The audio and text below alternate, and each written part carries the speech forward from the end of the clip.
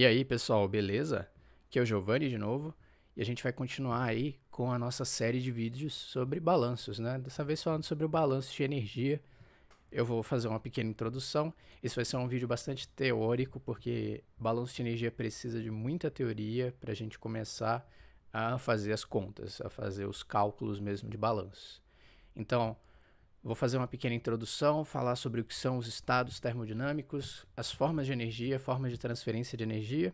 Vou apresentar a equação geral do balanço de energia e a gente vai fazer 2 exercícios, certo? Que vão ser bem aplicados aí sobre o assunto dessa vez. Vamos lá? Quando a gente fala então de indústria, a gente está falando aí de várias transformações físicas e químicas que são necessárias para se chegar num certo resultado. Todas essas transformações requerem energia, e é muita energia, porque a indústria está funcionando aí 24 horas por dia. Quando a gente tem, então, uma escala menor, olhando cada parte do processo, a gente consegue estabelecer volumes de controle para fazer nossos cálculos com balanço de energia da mesma forma que a gente fez com balanço de massa. Então, a gente precisa entender quanta energia precisa ser cedida nesse processo para ele ir de um ponto 1 para um ponto 2, um ponto inicial para um ponto final. Isso significa que a gente precisa entender sobre termodinâmica. O primeiro conceito que eu vou falar então são os estados. O que seria um estado? O estado é um conjunto de propriedades que uma substância apresenta. Então, por exemplo, né, quando a gente pega a água pura, 30 graus Celsius e uma atmosfera, pressão atmosférica padrão. A gente sabe já por experiência, né, que a água está na fase líquida. Mas a água a exatamente 30 graus Celsius em um atm é apenas um estado da água. Então, quando a gente quer determinar esse estado, a gente precisa de pelo menos duas propriedades que a gente chama de intensivas. Nesse caso, eu utilizei pressão e temperatura. As propriedades intensivas são aquelas propriedades da matéria que não dependem da quantidade, certo? Então, da mesma forma que 20 kg de água podem estar submetidos a um atm 30 graus Celsius, 1 grama de água pode estar submetido às mesmas propriedades intensivas. É importante a gente salientar aqui que o estado ele é um conjunto específico de propriedades intensivas. Então, a água ela é líquida de uma faixa, aí, certo? A pressão atmosférica, numa faixa de 0 até 100 graus Celsius. Entre essas duas faixas, entre essas duas temperaturas, a gente tem infinitos estados, certo? Então, a gente pode ter água a 10 graus Celsius em um atm, água a 20 graus Celsius em um atm. Todos esses seriam estados termodinâmicos diferentes, apesar da fase líquida ser a mesma. Vocês já devem ter visto esse diagrama aqui, talvez, nas aulas de química. Ele é chamado de diagrama de fases, pressão versus temperatura. Esse diagrama ele mostra as regiões onde uma substância ela vai estar numa certa fase. Então, esse diagrama especial é o diagrama pressão e temperatura da água, certo? A gente tem no eixo Y a pressão e no eixo X a temperatura. A gente pode ver que seguindo a linha da pressão de uma atmosfera, a 0 graus Celsius, a água passa do estado sólido para o estado líquido, atravessando essa linha meio diagonal. E se a gente for andando com a temperatura na direção de 100 graus Celsius, sem sair da pressão de um atm, a gente chega na fase vapor, certo? Passando do líquido para a fase vapor. Então, a gente vai passar nessa reta aí, entre 0 graus Celsius e 100 graus Celsius, vamos passar por infinitos estados termodinâmicos, como eu passei. Tem vários pontos diferentes nessa reta, e cada um desses pontos é um estado termodinâmico diferente. Só que a fase líquida, mantém a mesma, certo? Não vai mudar a fase. Ou seja, numa mesma temperatura vão existir infinitos estados termodinâmicos, mas assim que a gente determinar uma pressão, a gente vai encontrar um só. E o contrário também é verdadeiro. Se a gente for baixando ou subindo a pressão na mesma temperatura, vamos encontrar outra reta, que também vão ser outros infinitos estados termodinâmicos. E a gente pode ou não ter uma mudança de fase, certo? Não é obrigatório que a gente use pressão e temperatura para definir estados termodinâmicos. É bem comum que outras informações sejam dadas. Um exemplo bem comum de outra informação que pode ser dada são as informações de saturação. Então, quando a gente tem o gráfico de pressão e temperatura, a gente pode ver que nas curvas que definem a mudança de fase, as substâncias elas podem, em algum momento, terem um estado termodinâmico exatamente em cima dessas curvas, que seria justamente quando a substância está mudando de fase. Nesse caso, a gente fala que a substância está saturada. Então, por exemplo, se a gente segue a linha de 1 atm, se a água está líquida a 100 graus Celsius, significa que ela está começando a ferver, certo? Então a gente diz que a água está na forma, está no estado termodinâmico de líquido saturado. Se ela está na fase vapor a 100 graus Celsius, significa que ela já terminou de ferver. Toda a água que estava líquida ferveu. Nesse caso, a gente chama de vapor saturado. Quando a gente tem água líquida abaixo da saturação, a gente chama então de líquido subresfriado, porque está abaixo dos 100 graus Celsius. Isso, certo, se for uma atmosfera. Em pressões diferentes, a temperatura também vai mudar. E se a gente tem o vapor acima da saturação, a gente chama então de vapor superaquecido. Beleza, mas por que eu não estou falando de sólido aqui? Bom, porque na prática, né, o sólido a gente não costuma tratar em problemas de engenharia química. A gente está falando de, em questão de engenharia química, normalmente de fluidos em movimento. Então, vamos tratar aqui principalmente de líquido e vapor. Dificilmente falar de sólidos quando a gente está falando de balanço de massa e energia e engenharia química aqui, certo? Então, os conceitos importantes para vocês lembrarem são da saturação, líquido saturado, vapor saturado, líquido subresfriado, abaixo de líquido saturado, e vapor superaquecido acima de vapor saturado. Uma pequena curiosidade também é que esse ponto onde as três curvas se encontram se chama de ponto triplo, e é um estado termodinâmico onde as três fases vão coexistir, sólido, líquido e vapor, se transformando uma na outra. Depois vocês podem procurar alguns vídeos aí para observarem esse fenômeno, é muito interessante. Mas então, por que eu estou falando aqui sobre estados termodinâmicos? É porque os estados termodinâmicos eles estão associados a uma certa quantidade de energia interna de cada sistema. A energia interna ela é um conjunto aí de todas as interações moleculares, interações atômicas e interações subatômicas que acontecem dentro do nosso sistema. E como vocês devem imaginar, não é uma coisa que consegue ser medida diretamente. É um negócio muito complexo para ser medido diretamente. Então, como que a gente utiliza essa energia interna? Nós medimos a energia interna de forma relativa através de um estado de referência. O que seria esse estado de referência? É um estado termodinâmico da substância de interesse. Então, se eu quero medir a energia interna da água em diversas situações diferentes, a primeira coisa que eu preciso fazer é definir um estado da água onde a minha energia interna vai ser, por definição, igual a zero. É comum então que a gente pegue um ponto de interesse naquele gráfico de pressão e temperatura para ser o nosso estado de referência. Como vocês devem estar imaginando, o estado de referência mais comum para se utilizar para a água é o próprio ponto triplo, que acontece ali entre 0,01 graus Celsius e 618 Pascal. Definido então esse estado de referência, a gente consegue calcular, através de experimentos, as energias internas de qualquer outro estado da água relativo àquele estado de referência. Eu sei que de início isso pode parecer um pouco confuso e não fazer muito sentido, afinal, por que não ter o valor absoluto, né? Só que quando a gente começar a ver as equações de balanço de energia, vocês vão entender como que é conveniente você ter essa variação relativa a um estado de referência. Como vocês devem imaginar, a energia interna não é a única forma de energia que varia dentro dos processos químicos. Além dela, a gente pode utilizar nos nossos cálculos a energia cinética, que é a energia associada ao movimento do sistema em relação a um referencial, e a energia potencial gravitacional, que é a energia associada à posição do sistema sob um campo gravitacional. São formas de energia mecânica, certo? Que a gente vê lá na cinemática da física. Para a energia cinética, por exemplo, a gente pode ter um sistema em que a entrada dele começa em uma certa velocidade e a saída numa velocidade mais alta. Então vai ter uma variação de energia cinética que a gente precisa considerar. Para a energia potencial, a mesma coisa. A gente pode ter a entrada no sistema num ponto X e a saída do sistema num ponto abaixo ou num ponto acima desse ponto X. Nesse caso, a gente precisa considerar o ganho ou a perda de energia potencial gravitacional também. Além da cinética e da potencial gravitacional, a gente tem aquelas que são chamadas formas de energia em trânsito, ou formas de transferência de energia, que é o calor e o trabalho. O calor, ele é uma forma de energia transferida em função de um gradiente de temperatura, uma diferença de temperatura. Já o trabalho é uma forma de energia transferida em função de uma força motriz diferente do gradiente de temperatura.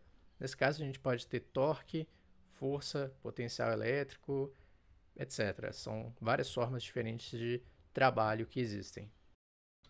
Agora que a gente já viu as formas de energia que podem aparecer nos nossos sistemas, a gente pode entrar na nossa equação geral do balanço. Bom, a equação geral do balanço de energia, ela nada mais é do que a forma matemática da primeira lei da termodinâmica. E o que diz a primeira lei da termodinâmica? É basicamente o que a gente chama de princípio da conservação de energia. Toda energia que ela é trocada por um sistema tem que ser igual à variação da energia dentro desse sistema. Quando a gente tem um sistema fechado, nosso balanço de energia ele pode ser escrito como a variação da energia dentro do sistema é igual ao calor mais o trabalho, que são as energias em trânsito. E todas essas formas de energia vão ter a unidade de Joule. Já associando as formas de energia que a gente viu anteriormente, que é energia potencial, cinética e energia interna, a gente pode escrever então a variação da energia como a variação da energia cinética mais a variação da energia potencial mais a variação da energia interna é igual ao calor mais trabalho, que tem unidade de Joule. Essa vai ser a nossa equação geral do balanço de energia para sistemas fechados. Quando a gente fala dos sistemas abertos, a gente tem uma certa particularidade. Nesses sistemas, por definição, existe troca de material pelas fronteiras. Então, vai existir um trabalho de fluxo associado ao movimento de fluido pelas fronteiras do sistema. A gente precisa, então, separar o trabalho de fluxo do trabalho de eixo e a gente pode incorporar o trabalho de fluxo na energia interna, surgindo com uma nova variável que a gente vai chamar de entalpia, vai representar pelo H maiúsculo. A vantagem da entalpia é que ela é calculada experimentalmente da mesma forma que a energia interna, então ela vai estar presente nas tabelas. O nosso único trabalho vai ser diferenciar se aquele é um sistema aberto ou um sistema fechado para utilizar ou a entalpia ou a energia interna. Além disso, todos os termos da nossa equação estão em função do tempo, estão em termos de taxa, porque a gente tem vazões de material, certo? Correntes de material entrando dentro do sistema e saindo do sistema. Nesse caso, então, tudo vai ficar na unidade de Joule por segundo, que a gente também conhece como Watt, certo? Então, essa vai ser a principal diferença entre os sistemas abertos e os sistemas fechados, utilizar a entalpia e tudo em termos de Watt e não de Joule.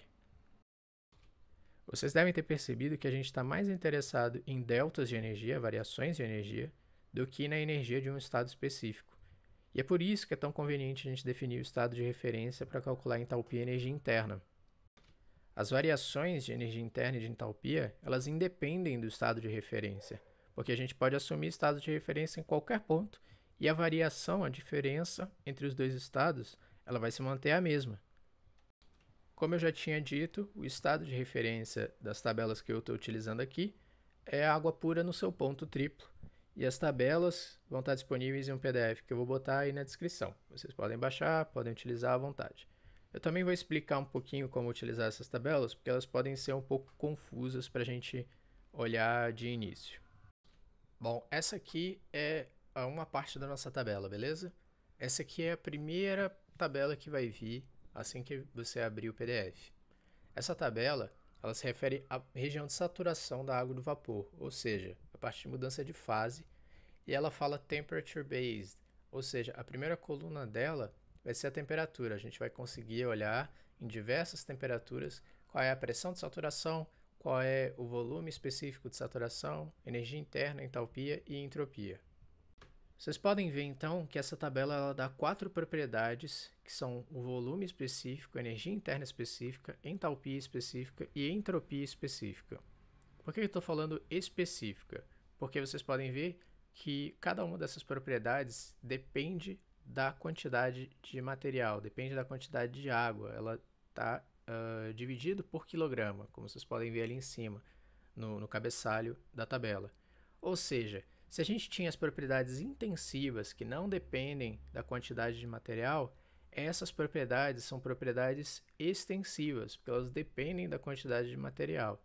Nesse caso, se a gente quiser saber qual é a energia interna total que uma certa massa de água vai ter, a gente vai ter que multiplicar essa energia específica, energia interna específica que a gente tem aqui na tabela, pela quantidade de água da qual a gente está falando, beleza? Aí, além disso, se a gente estiver falando de líquido saturado, a gente vai procurar as informações onde tem o subscrito Fzinho. Se a gente estiver falando de vapor saturado, a gente vai pegar as informações onde tem o subscrito Gzinho. E depois eu falo desse subscrito Fg. Então, vamos pensar uma situação hipotética aqui. Água como líquido saturado a 90 graus Celsius. O que a gente vai fazer? Primeiro vamos procurar a temperatura de 90 graus Celsius. Ok?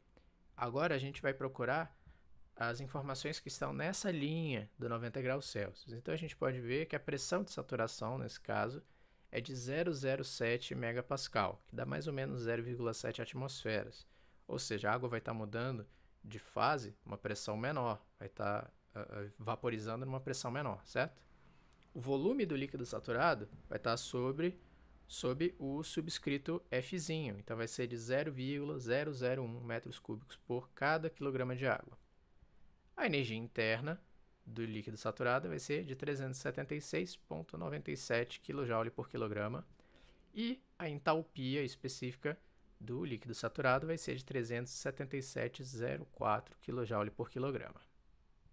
Se a gente quiser, nessas mesmas condições, pegar as informações do vapor saturado, a gente pega do subscrito Gzinho.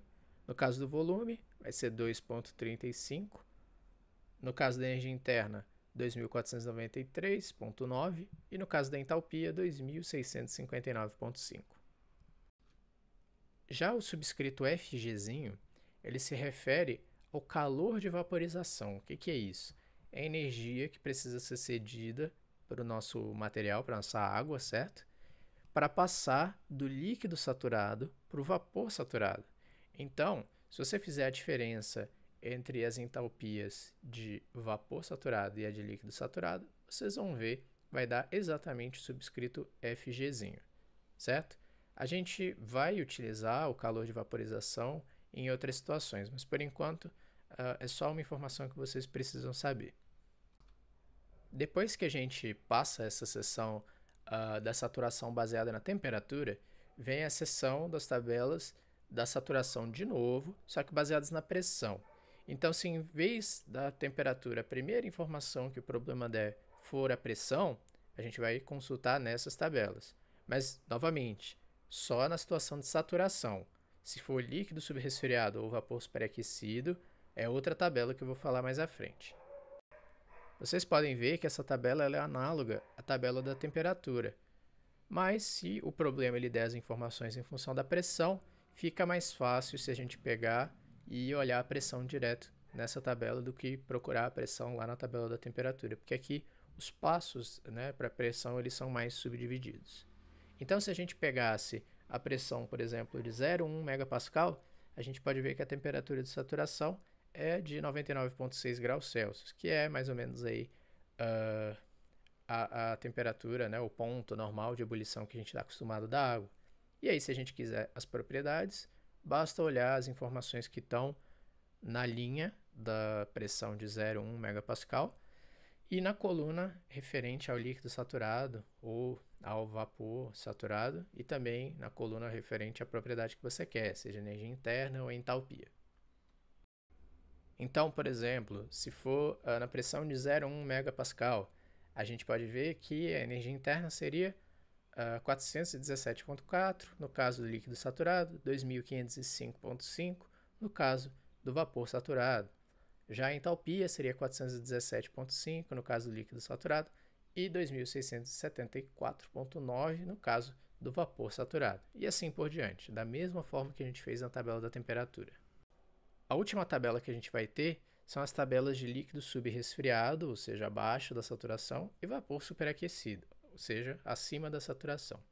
Eu peguei aqui uma das tabelas que é exatamente na pressão atmosférica e na temperatura de saturação, que é o ponto normal de ebulição da água. Vocês podem ver que tem uma quebra de linha ali, tem uma quebra no meio da tabela que pega exatamente a temperatura de saturação, um pouquinho ali embaixo. O que vai acontecer? Se a gente for subindo ali de 0 graus Celsius até 95, toda essa região é de líquido subresfriado, então a gente não precisa mais daquela divisão entre saturação, né, líquido saturado e vapor saturado. Tudo de 0 a 95 graus Celsius vai ser líquido subresfriado. Logo antes da quebra da linha, onde a gente tem a temperatura de saturação, aquelas ali vão ser as informações do líquido saturado, que a gente também consegue observar na tabela baseada na temperatura, nas tabelas de saturação que a gente viu antes. Já depois da quebra da linha, onde a gente vai ter novamente a temperatura de saturação, já vão ser as informações do vapor saturado, ou seja, a gente vai ter atravessado exatamente a mudança de fase, atravessado a saturação, e agora, tudo que vier depois da temperatura de saturação, ou seja, temperaturas mais elevadas que a temperatura de saturação, vão ser vapor superaquecido. Então, a gente entra 100 graus Celsius, vapor superaquecido, 105, 110, 115. A tabela continuaria para baixo, mas se a gente for para o outro lado, a gente consegue ver 270 graus Celsius, 450 graus Celsius. Ele vai ter as informações de energia interna, de entalpia, de volume específico e de entropia que a gente precisa. Beleza? Então, por exemplo, se eu quero saber da água a 0,1 megapascal e 80 graus Celsius, vai ser líquido subresfriado, como a gente pode ver ali, porque está antes da quebra da linha, certo? Se a gente quiser saber as informações, basta olhar a linha onde tem 80 graus Celsius e a gente vai poder observar a energia interna, vai ser de 334 kJ por quilograma, a entalpia, que vai ser de 335,05 kJ por quilograma, volume específico e a entropia. Se a gente quiser alguma coisa acima da temperatura de saturação, por exemplo, 350 graus Celsius, vai ser vapor superaquecido, e a gente vai estar falando do vapor. Qual vai ser o volume do vapor nesse caso? 2,87 metros cúbicos a cada quilograma de água. Qual vai ser a energia interna desse vapor? 2.888,7. A entalpia, 3.175,8 kJ por quilograma. Então, é dessa forma que a gente vai ler essa tabela. Certamente, você vai precisar dessas informações em outras pressões. E esse anexo ele tem as informações para outras pressões. Então, pressões abaixo de 0,1 megapascal e também pressões acima de 0,1 megapascal. Basta a gente consultar o anexo e saber encontrar as informações. E agora, vocês já sabem encontrar essas informações, certo? Agora a gente vai aqui para o nosso exercício. Nesse exercício a gente tem o vapor d'água entrando a 600 kg por hora em uma turbina, a 80 metros por segundo. O vapor ele vai deixar a turbina em um ponto que fica 7 metros abaixo da entrada, a 300 metros por segundo.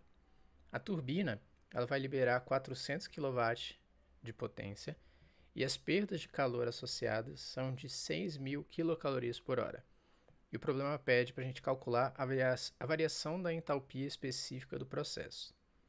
Bom, a gente está falando aqui de vazão de fluido, então vocês já devem perceber que é um sistema aberto. A equação do sistema aberto a gente já viu. Diferente do sistema fechado, ela é em função de taxa e ela usa a entalpia e não a energia interna. Nesse problema, a gente vai ter diferentes tipos de energia em ação. Então, a gente vai ter uma variação da entalpia, certo? A gente vai ter uma variação da energia potencial, porque a saída do sistema fica num ponto abaixo da entrada. E a gente também vai ter uma variação da energia cinética, porque a velocidade em que o fluido entra é diferente da velocidade em que o fluido sai do sistema. Além disso, a gente vai ter uma perda na forma de calor e uma perda na forma de trabalho de eixo, certo? Então vamos ter que computar todas essas informações para chegar na variação da entalpia específica, que é o que o problema pede. A primeira coisa que eu vou fazer então é expandir a nossa equação geral do balanço de sistemas abertos para aquelas equações que a gente já viu. Vocês podem notar que eu multipliquei a vazão que a gente tem de vapor pelas entalpias específicas da saída e da entrada. e a gente está considerando tudo saída menos entrada, certo? Então, a velocidade da saída menos a velocidade da entrada, a altura, né, onde entra e sai é a altura da saída menos a altura da entrada. As entalpias são a entalpia da saída menos a entalpia da entrada, são iguais ao calor mais o trabalho de eixo. Calculando então a energia cinética primeiro, a gente vai utilizar a vazão de entrada, só que a gente precisa mudar, porque a vazão de entrada está em função de hora, e o resto das informações a gente tem em segundos, certo? Então eu dividi ali por 3.600. Substituí todas as informações que a gente tem, e eu cheguei numa energia cinética, certo? Uma variação de energia cinética, na verdade, de 6.967 kg por metro quadrado por segundo ao quadrado. Essa unidade pode parecer meio confusa, mas na verdade é justamente a unidade de watt aí. A gente só precisa fazer algumas transformações para chegar em watt.